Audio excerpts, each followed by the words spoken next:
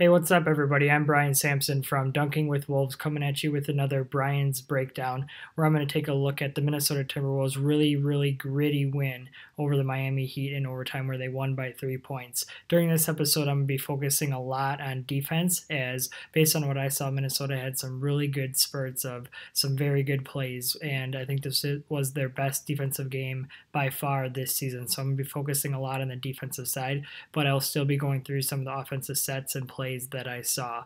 Make sure to follow me on Twitter at Brian Sampson NBA, and I'd also appreciate it if you'd subscribe to my YouTube channel and give this video a thumbs up, and please let me know if there are future videos that you want me to cover. Without further ado, let's jump into this game. Before we dive into the defensive plays, I want to highlight a couple of offensive ones, and this first one being a nice set by the Timberwolves that ends up going for a sweet backdoor alley-oop to Karl-Anthony Towns, which was just really money from the get-go. And so this play sets up to look like the Spain pick and roll, where one big man back screens for the other big man who's setting the ball screen. And so that's how this play sets up, is you'll see that Towns and Bjelica are stacked in that formation, giving the defense that sense. Instead, Towns sets the ball screen, and that allows Tyus Jones to come off of it. And instead of Bjelica setting the back screen for Towns' man, he immediately pops right to the top of the three-point line. And that's the key to this whole play, because his man is not able to help, and that leaves Town free to run the lane, and Tyus Jones is able to throw the really nice alley-oop pass over the top, and Towns shows off his athleticism and throws it down with authority. This second play I want to highlight is off the rub series that the Minnesota Timberwolves run. And if you haven't checked out my video yet, you definitely need to. I'll post it in the bio here, but it's where I go through all the rub series that Minnesota runs. And so this play is simple. Teague gives it to Wiggins, and then he screens down, and just like always, and then Wiggins is not able to give the ball to Butler, so he swings it back to the top to Towns, who swings it back to Teague, and then the back door is here for Jimmy Butler, who gets to lay it in for the nice layup. So make sure to check out that rub series video that I posted. Alright, this last play I want to take a look at the offensive end at least, is a nice design to get Jimmy Butler the ball in open space, and it is really simple, but it's so effective that the defender is forced to foul him or give up an easy layup. And so I just want to take a close look at this. It starts with Butler setting a ball screen towards the weak side of the court. And this is really the key. So it gets the defense moving one way, and then Butler, after setting the screen, slips it and fades, and Karl-Anthony Towns sets that fade screen for him, and it gives Butler that opportunity to catch the ball with momentum, and he takes it right to the hoop and is able to beat his man, who has no options left but to foul him and send him to the line for two. So I said at the opening that this was one of the Timberwolves' best defensive games, but before jumping into some of the positives, I want to take a look at one of the overlying themes for this game, and that was Karl-Anthony Towns overhelping, and as a result giving up that weak side dunk off the offensive rebound. And so this play is really simple, it's really basic, there's nothing special going on. However, after the drive, Towns for some reason feels the need to chase the block and really takes himself out of position to block the shot. I mean, he was never even close to begin with.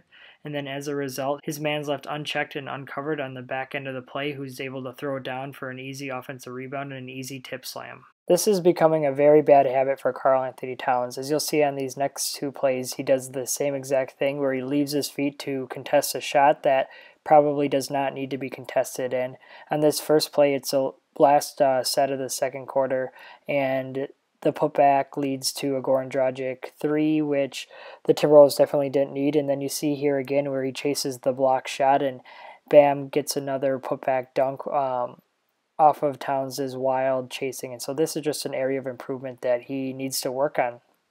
All right, now let's jump to some positive plays by the Timberwolves and Towns. And I want to make sure that we get a nice little glimpse of both, because Towns really did do a good job on a number of plays, and this one being one of those plays where it forces up the Heat to take, a rush shot, and Andrew Wiggins' block for Minnesota to run the other way. And so it starts out with initial ball screen, and Teague does a great job of slipping the screen and not getting caught up on it, which is a huge aspect because it makes sure that Towns doesn't have to help as much. And you can see Jimmy Butler there as well, helping in the middle, being that he's one pass away. So then the ball resets, and you can see Dragic again calling for the screen. And this time Towns does a great job of sliding his feet and keeping his man in the middle. And you see Taj Gibson come down there and tag the roll man. And that's a huge part of this, is Gibson tagging the roll man, which doesn't allow him free run at the rim.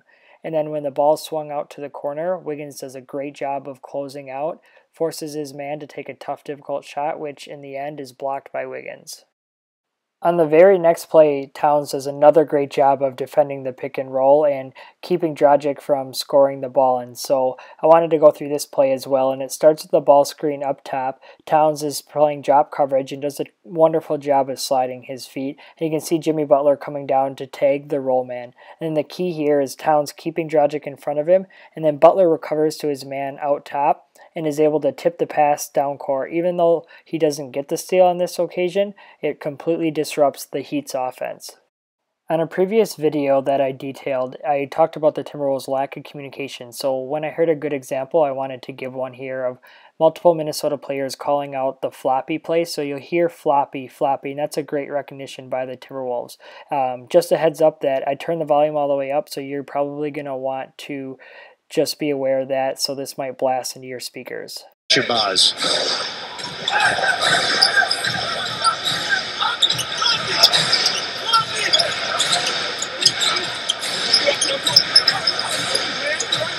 Ellington for three.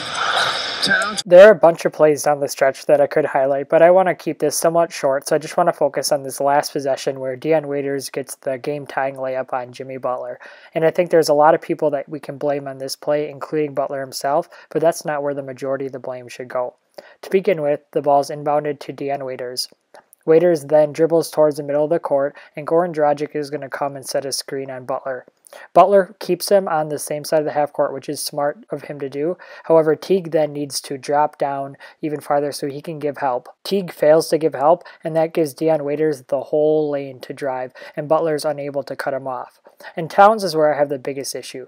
He has to do one of two things. He has to either stop up and help the drive and force the skip pass across Dion Waiters' body, which would be a very difficult pass to make, or he has to stick on Kelly Olynyk and prevent the three-point shot. Some people will say that he's preventing the three-point shot, but I don't buy it because he's not anywhere close to Olynyk. If Dion Waiters wanted to skip that pass up top, Olynyk is wide open there to catch and shoot, and so Towns is just wildly out of position, not in any place to help anybody on this play, which just drives me crazy. I mean, he has great talent, but he just needs to fundamentally know his assignments and know when to step up or when to not step up. He cannot get caught in the middle because right now he's doing nobody any good with where he's at.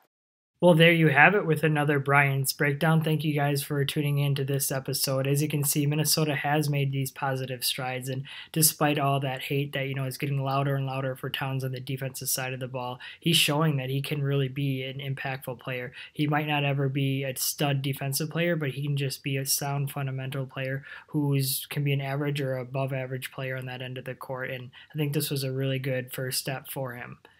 So thanks for checking this video out. You can find me on Twitter at BrianSampsonNBA, and please subscribe to the YouTube channel and give this video a thumbs up. I hope to see you guys next time.